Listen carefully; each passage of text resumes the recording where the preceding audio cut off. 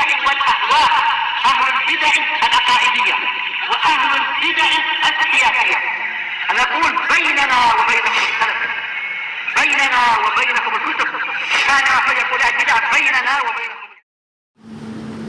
Qala al-Imam an-Nawawi rahimahullah al-haditsul rabi' wal arba'un ba'da salasimi'ah. Hadis yang ke-344 dan ini terulang hadis ini. Diulang demi apa? Demi manfaat di dalam bab ini. Qal kana Abu Talha Zaid bin Khalid Zaid bin Sahal kalau tidak salah nama beliau Zaid bin Khalid ya. Yaitu apa? Pemanah Rasulullah SAW. Pemanah yang dibanggakan oleh Rasulullah SAW. Aksarul ansori bil madinati mala. Beliau adalah orang ansor yang paling banyak hartanya di Madinah. Min nahl yaitu apa? Kebun kurma. Wa kana ahabbu amwalihi ilaihi bayraha. Di sebagian qiraah biraha dan dua-duanya mungkin. Dan harta yang paling beliau sukai adalah kebun yang beliau namakan sebagai bayraha. Wa kana mustaqbilatal masjid. Dan dia itu adalah dulu berhadapan dengan masjid. Tapi sebelum apa masjidnya diperluas tentunya. Ana pernah tanya ke sebagian ikhwah yang orang Arab di sana, berarti Bayroha itu di mana? Dia mengatakan sendiri nggak tahu. Sekarang tidak ada bekasnya. Cuma dari ucapan orang-orang terdahulu ada di antara lantai masjid yang bagian luar itu, di situ ada bekas kebun dulu katanya dan ada sumurnya di situ. Maka boleh jadi adalah itu tanpa kita mampu memastikan, kita yang di sini tentunya. Mungkin orang-orang Madinah tahu. Wa kana Rasulullah sallallahu alaihi wasallam yadkhuluha, dan Rasulullah SAW sering masuk ke kebun itu. Wa yashrabu min ma'in fiha thayyib, dan beliau minum dari air yang segar di situ. Karena kebanyakan sumur-sumur Madinah itu masin pada waktu itu. Nah, tapi apa? Sumur punya Abu Talha yang di kebun Bayroha itu airnya segar, bagus. Thayyib dia sebagai apa? Sebagai naat yang terpisah dari man'utnya. Ma'in fiha thayyib. Tayyib, falamma nazalat hadhil ayah, manakala ayat ini turun, lang tanalul birra hatta tunfiqu mimma tuhibbun. Kalian tidak akan mencapai kebajikan sampai kalian menginfakkan dari apa yang kalian cintai. Qama Abu Talha ila Rasulillah sallallahu alaihi wasallam. Abu Talha bangkit menemui Rasulullah sallallahu alaihi wasallam. Faqal, beliau mengatakan, ya Rasulullah, innallaha tabaraka wa ta'ala yaqul lan tanalul birra hatta tunfiqu mimma tuhibbun. Sesungguhnya Allah tabaraka wa ta'ala telah berfirman, kalian tidak akan mencapai kebajikan sampai kalian menginfakkan sebagian dari apa yang kalian cintai. Wa inna ahabba mali ilayya bayraha, dan sesungguhnya harta yang paling saya cintai adalah bayraha. Wa innaha shadaqatun lillahi ta'ala, dan sekarang dia adalah sedekah untuk Allah Ta'ala, bukan Allah sedekah kepada, tapi untuk, yaitu lillah, karena Allah Ta'ala. Arju birroha wa zuhroha, saya mengharapkan kebajikannya, kebajikan yang disebutkan dalam ayat tadi, wa zuhroha, dan simpanan pahalanya, indallahi Ta'ala, di sisi Allah Ta'ala. Fadha'ha ya Rasulullah haitsu arakallah, maka letakkanlah kebun itu wahai Rasulullah kemana saja Anda ingin meletakkannya. Sebagaimana kita ketahui, haitsu adalah apa? Adalah dorful makan. Tayyib. Jadi yang diinginkan memang apa? Kemana? Bukan bila mana, bukan kemana, bukan apa waktu, tapi tempat. Faqala Rasulullah SAW, bah, dzalika malun rabih. Bah adalah kalimat ta'ajub, merasa kagum akan apa? Cepatnya Abu Talha menjalankan ayat ini. Itu adalah harta yang mendatangkan keberuntungan. Dzalika malun rabih, diulang lagi, itu adalah harta yang mendatangkan keuntungan. Qad sami'tu ma qul, aku telah mendengar apa yang engkau ucapkan. Wa inni ara an taj'alaha fil aqrabin, dan aku berpandangan untuk engkau jadikan itu di sanak kerabatmu. Faqala Abu Talha af'alu ya Rasulullah. Abu Talha mengatakan, saya akan melaksanakannya wahai Rasulullah. Faqassamaha Abu Talha fi aqaribihi wa bani ammi, maka Abu Talha membagi-bagikan kebunnya itu di sanak kerabatnya dan anak-anak dari pamannya. Muttafaqun alaih. Taib. Wa sabaqa bayanu al-fadhihi fi babil infaq mimma yuhib, dan telah berlalu pembahasan penjelasan tentang lafaz-lafaz ini di dalam bab menginfakkan sebagian dari apa yang dicintai. Cuma yang diinginkan di sini adalah apa? Berbuat baik pada sanak kerabat. Taib. Ini syarahnya telah berlalu, tapi kita baca secara uraikan secara singkat saja. Abu Talha, beliau dulunya adalah apa? Sahabat yang miskin, pernah mengalami kemiskinan di Madinah. Dan beliau itu yang walaupun dalam keadaan miskin, beliau mau menerima tamu Rasulullah SAW, walaupun dengan memberikan makanan bayinya untuk tamunya itu. Sementara mereka sendiri dalam keadaan lapar sampai pagi. Dan kisahnya ma'ruf, hadits muttafaqun alaih dari Abi Hurairah itu. Nah, ternyata kemudian Rasulullah mengatakan, laqad ajiballahu ta'ala mimma sona'tu ma'al-lailah. Sungguh Allah telah kagum dengan perbuatan yang kalian lakukan itu, kalian berdua, yaitu suami istri itu. Ini menunjukkan walaupun suasananya adalah suasana yang sedang sedih, dalam suasana lapar, juga dalam suasana yang miskin, ternyata mereka mampu untuk melakukan sedekah yang seperti itu. Maka Allah kagum kepada mereka. Dan ternyata sedekah memang tidak mengurangi harta. Ternyata tidak terlalu lama kemudian Abu Thalhah memiliki kekayaan, bahkan menjadi orang Ansor yang paling kaya sekarang. Dan harta yang paling beliau sukai adalah Bayroha, kebun yang sangat bagus memang. Dan kebun itu bahkan di antara keutamaannya adalah berhadapan dengan Masjid Nabawi. Baik.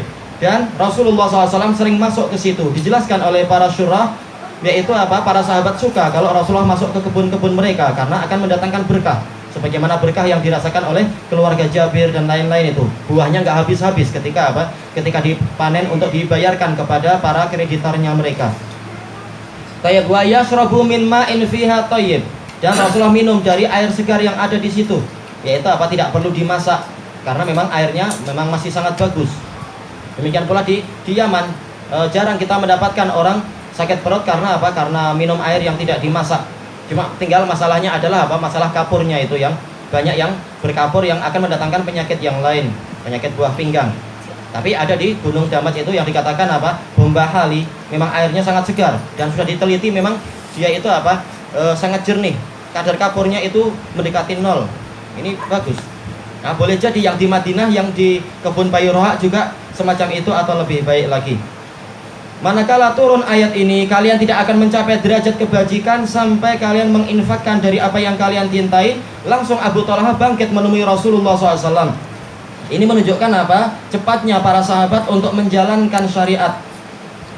Maka sementara Allah Ta'ala telah berfirman,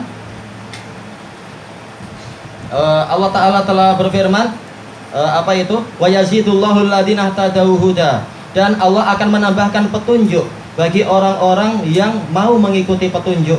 Menunjukkan semakin orang cepat menjalankan kebenaran, dia akan semakin mendapatkan tambahan hidayah. Maka kalau kita lihat betapa cepatnya sahabat dalam menjalankan kebaikan dan di dalam menjalankan syariat, tahulah kita kenapa mereka menjadi makhluk yang terbaik dan makhluk yang paling pandai. Karena mereka terus-menerus mendapatkan hidayah dari Allah sebagai bagian dari pahala atas ketaatan mereka yang sebelumnya. Ya ayyuhalladzina amanu in tattaqullaha yaj'al lakum furqana. Wahai orang-orang yang beriman, kalau kalian bertakwa kepada Allah, menjalankan perintah, menjauhi larangan, Allah akan membuat untuk kalian furqan, kemampuan yang besar untuk memisahkan mana yang salah dan mana yang benar. Maka tidak mungkin orang-orang khalaf, orang-orang yang datang setelah salaf itu mengklaim, yaitu layak mengklaim, mengatakan, oh kami lebih pandai dari sahabat, kami lebih tahu. Bahkan sahabat yang lebih pandai, sahabat yang lebih tahu, karena mereka dibimbing langsung oleh Nabi dan mereka diberkahi karena ketaatan mereka. Semakin menjalankan ilmu, semakin tambah ilmu yang berikutnya dan berikutnya. Baik. Makanya para ulama mengatakan, malam ya'rifhu ahlu badr falaisa bi'ilm. Sesuatu yang tidak dikenal oleh ahli Badar, maka itu bukan ilmu. Dan ahli Badar hidup sampai di zaman tabi'in. Banyak dari mereka yang masih hidup sampai di zaman tabi'in. Jadi perkara apapun yang tidak disyariatkan oleh Allah dan Rasulnya dan tidak dikenal oleh para sahabat, maka dia bukanlah ilmu dan bukan bagian dari agama. Sebagaimana kata Imam Malik rahimahullah ta'ala, malam yakun yauma idzin dinan falaisa yakunul yauma dina. Sesuatu yang pada hari itu bukan agama, maka hari ini dia juga bukan bagian dari agama. Baik. Maka di sini Abu Thalhah mengatakan, wahai Rasulullah, sesungguhnya Allah Tabaraka wa Ta'ala telah berfirman, kalian tidak akan mencapai kebajikan, yaitu derajat albir, kebajikan, sampai kalian menginfakkan sebagian dari yang kalian cintai. Bukan menginfakkan sesuatu yang sudah saatnya untuk didaur ulang itu dan semacam itu, dikitar semula, bukan. Tapi memang barang-barang yang masih bagus, dia rela untuk menginfakkannya di jalan Allah. Dan sesungguhnya harta yang paling saya sukai adalah Bayroha. Padahal ini adalah kebun, bukan apa sekedar uang 1 dinar 2 dinar. Ini kebun yang sangat mahal, harganya boleh jadi adalah ratusan ribu dinar, tergantung kualitinya. Dan sekarang dia adalah sedekah di jalan Allah. Sedekah apa itu? Untuk Allah. Saya mengharapkan kebajikannya dan pahala yang disimpan di sisi Allah. Maka sila wahai Rasulullah, Anda letakkan kemanapun Allah Ta'ala menunjukkan kepada Anda. Ini menunjukkan bahwasanya Rasulullah SAW selalu terbimbing oleh Allah Ta'ala. Boleh jadi secara taufik, boleh jadi dengan tauqif. Arakallah, yaitu Allah memperlihatkan kepada Anda. Boleh jadi dengan apa? Wahyu. Boleh jadi dengan taufik, yaitu dikasih taufik dari apa? Ijtihad Nabi. Ini menunjukkan bahwasanya Rasulullah SAW tidak bicara dengan hawa nafsu atau hasil pemikiran sendiri, tapi apa? Senantiasa dibimbing oleh Allah Ta'ala. Maka Rasulullah SAW mengagumi ucapan tersebut dan apa yang disebutkan oleh Abu Thalhah, memuji, mengatakan bah, ini kalimat kekaguman. Dari sini kita mendapatkan faedah, boleh kita memuji seseorang di hadapan dia asalkan aman dari fitnah, tidak menyebabkan dia jadi tertipu atau terpesona pada diri sendiri, ujub dan sebagainya. Itu adalah harta yang menguntungkan. Jelas dia akan menguntungkan. Kenapa? Karena dia tidak akan mengurangi harta dia sebenarnya. Allah Subhanahu wa Ta'ala telah menyebutkan may ya'mal wa may ya'mal minas solihati min dzakarin aw unsa wa huwa mu'min fa ulaika yadkhulunal jannah wa la yutlamuna naqira. Dan barang siapa menjalankan kebaikan asalkan dia mukmin dari kalangan lelaki ataupun perempuan, maka mereka itulah yang akan masuk surga dan tidak dirugikan sedikit pun, walaupun senipis kulit ari atau seperti apa garis kecil yang ada di atas biji kurma, betul-betul nggak dirugikan. Jadi sedekah apapun tidak akan dirugikan, tapi apa? Justru akan diberi tambahan, pelipat gandaan dan seterusnya. Allah Ta'ala berfirman, innallaha la yadlimu mithqala dzarrah wa in taku hasanatan yudha'ifha wa yu'ti min ladunhu ajran 'azima. Sesungguhnya Allah tidak akan merugikan walaupun seukuran darah. Kalau itu kebaikan, niscaya apa? Allah Ta'ala akan melipat gandakannya dan orang itu akan mendapatkan di sisi Allah pahala yang sangat agung. Dan dalil-dalil banyak tentang apa? Bahwasanya sedekah itu tidak mengurangi harta, sebagaimana dalam hadis Abi Hurairah inda Muslim, mana qasad shadaqatun min mal, sedekah itu tidak akan mengurangi harta. Allah Ta'ala berfirman, wa ma anfaqtum min syai'in fahuwa yukhlifuh wa huwa khairur raziqin. Apapun yang kalian infakkan, maka Allah yang akan menggantinya dan dia adalah sebaik-baik yang memberikan rizki. Wa ma tunfiqu min syai'in fi sabilillahi yuwaffa ilaikum wa antum la tudlamun. Apapun yang kalian infakkan di jalan Allah, Allah akan membalasnya dengan sempurna untuk kalian dan kalian tidak akan dirugikan. Rasulullah bersabda, ya Bilal anfik yunfak alaik. Wahai Bilal, walaupun beliau miskin, infaklah karena sesungguhnya Allah akan memberikan infak kepadamu. Dan Rasulullah mengatakan, ya Asma la tu'ifayu illahu alaik. Wahai Asma, infaklah dan jangan engkau menghitung-hitung karena nanti Allah akan menghitung terhadapmu. Infakkan dan tawakal kepada Allah. Ini apa? Ketika apa memang agama sedang perlu untuk ditolong dan seterusnya, atau sanak kerabat perlu ditolong, ada tetangga yang perlu ditolong, boleh jadi ada anak yatim yang perlu ditolong dan seterusnya. Maka kaum muslimin di sini apa? Digalakkan untuk menolong saudara-saudara mereka, tetangga mereka dan seterusnya. Maka kemudian Rasulullah SAW menyebutkan apa? Saya memandang untuk engkau jadikan itu di sanak kerabat. Kenapa? Karena demi kebaikan Abu Thalhah sendiri dapat pahala sedekah dan dapat pahala kekerabatan. Ternyata apa? Dia dapat pahala 2 kali lipat daripada apa? Dia serahkan kepada orang-orang yang bukan sanak kerabat. Ini adalah apa? Bimbingan Rasulullah SAW kepada Abu Thalhah. Langsung Abu Thalhah menjalankan itu, dapat pahala lagi, pahala apa? Ketaatan pada Rasul. Padahal terkadang antar kerabat itu ada kedengkian, ada dendam dan lain-lain. Tapi Abu Thalhah nggak ambil kisah dengan yang semacam itu. Langsung dia bagikan kepada sanak kerabatnya. Tayyib, ilahuna wallahu a'lam.